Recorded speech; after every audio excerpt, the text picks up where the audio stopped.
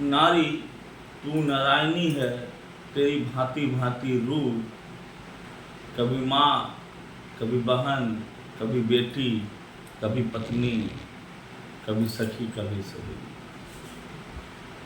और एक ऐसी भगवान की दी हुई शक्ति है जिसके बगैर आपका कोई अस्तित्व नहीं है। आपका अस्तित्व एक महिला से ही है। और हमारे पूर्वज इस चीज़ को मानते थे और जानते थे। शायद इसीलिए हमारे धर्म में बेटियों के नाम से राज हुआ करते थे, बेटों के नाम से नहीं। चाहे गांधारी के लिए गांधार राज्य हो, माता कौशल्या से कौशल राज्य हो, या पंचाली जी से पंचाल राज्य हो। और उनकी महिमा को हम जानते थे। उनके बगैर एक समाज, एक परिवार का अस्तित्व नहीं हो सकता है। एक महिला किस रूप में आपकी ज़िंदगी को बदल सकती है, ये तो नारायण और नारायणी ही जाने, हम और आप नहीं जान सकते। अलग अलग देश, अलग अलग प्रदेश में अलग अलग रूपों और भावों से देखा जाता है। जितना देखा जाए तो मेनली 3 भाव से देखा जाता है महिलाओं का। एक है पश्चिमी देशों का भाव, एक है अरब देशों का भाव, और एक हम लोगों का भाव। तो अरब में भाव क्या है भैया?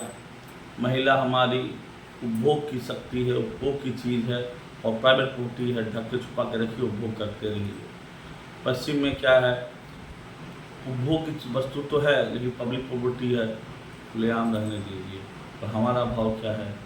प्रॉपर्टी तो किसी की नहीं, भगवान की है, और भगवान का एक स्वरूप है जो अलग अलग रूपों में हमें सेवा का मौका दिया है। हो सकता है पूरे ब्रह्मांड में 1100 रिलीजन हो, धर्म एक होता है महिला का सम्मान करना। चाहे जिस रूप में करें आप, तो उनके सम्मान आप नहीं करते हैं तो किसी धर्म के कहलाने के लायक आप हैं नहीं। और इस बात को आपको मानना पड़ेगा। उनकी शक्ति इतनी अमिट होती है। अगर सोचिए ना, एक औरत, एक लड़की जब शादी होती है, शादी तो होती है, लड़कों की भी होती है, लड़कियों की भी होती है, सबकी होती है। लेकिन जब एक लड़की की शादी होती है, आप पूरे बारात लेके जाते हैं, और वो लड़की अपना घर परिवार छोड़ती है, अपना भाई बहन छोड़ती है, अपना सखी सहेलियाँ छोड़ती है, अपना खेत खलिहान छोड़ती है, अपने माता पिता को छोड़ती है, अपने परिवार को छोड़ती है, अपने गांव को छोड़ती है, और सिर्फ एक चेहरा को देखकर, एक नाम, एक व्यक्तित्व को देखकर, उसकी अनुभूति में, उसकी भावना में वो सब कुछ त्याग करके चली जाती है। और अगर आप उस त्याग का सम्मान नहीं करेंगे तो आपका धर्म कैसे पूरा होगा? धर्म कैसे पूरा होगा?